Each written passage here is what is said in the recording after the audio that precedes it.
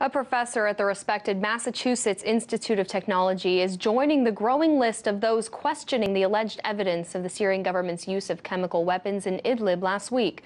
Professor Theodor Postol reviewed the White House intelligence report, which was declassified Tuesday, and says what the administration believes to be irrefutable evidence is, in his opinion, inconclusive. RT's Alexei Arashevsky spoke exclusively with the professor. Here's the rest of his interview. Professor, you also said in your assessment of this report that this draws the analogies back to 2013 when the accusations against the Assad government of using chemical weapons in Ghouta attack, killing more than 100 people. You were actually investigating 2013 incident as well and came to a conclusion that the U.S. intelligence may have been wrong there again. Can you specify what kind of analogies that we're dealing with here? I think this is an indication that there is something extremely problematic in the American national system with regard to the use of intelligence. This particular report is in some ways exactly parallel to the report that occurred in the Obama administration. Factual claims that could not be true. Let me give you an example. They claimed that the American infrared satellites saw the launch and impact of the sarin munitions that were used in that attack. That is not possible. The American infrared satellites are very good, and they could certainly see the launch of a rocket, but they could not tell where the rocket landed because there was no explosion when the rocket landed. They would only be able to see the flash from an explosion. So this is overtly wrong. And no intelligence, I want to underscore, no American intelligence expert who knows anything about their business would have argued that this data was available. So that was fabricated.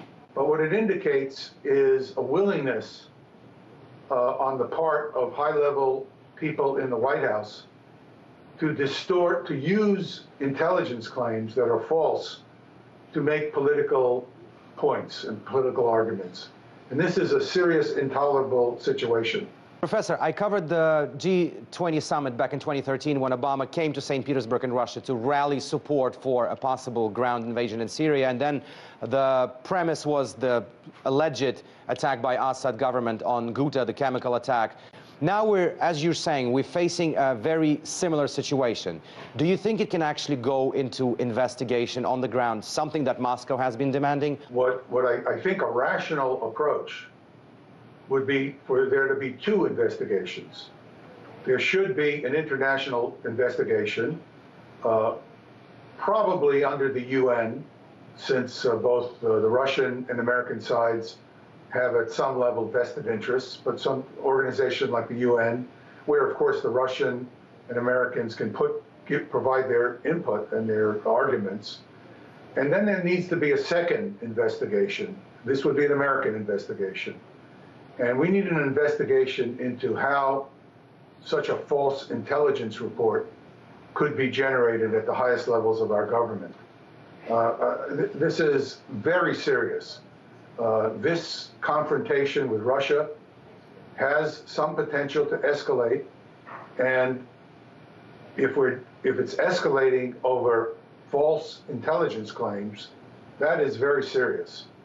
And in addition, I would argue that such an investigation of this report should also include a complete investigation of what happened when Obama was initially misled into thinking that there was an attack by the Assad government. We know that Obama was told, after he initially believed it was the Assad government, he was told that it was not necessarily the case. So he was initially given incorrect intelligence, and then it was corrected, although the public was never told about this.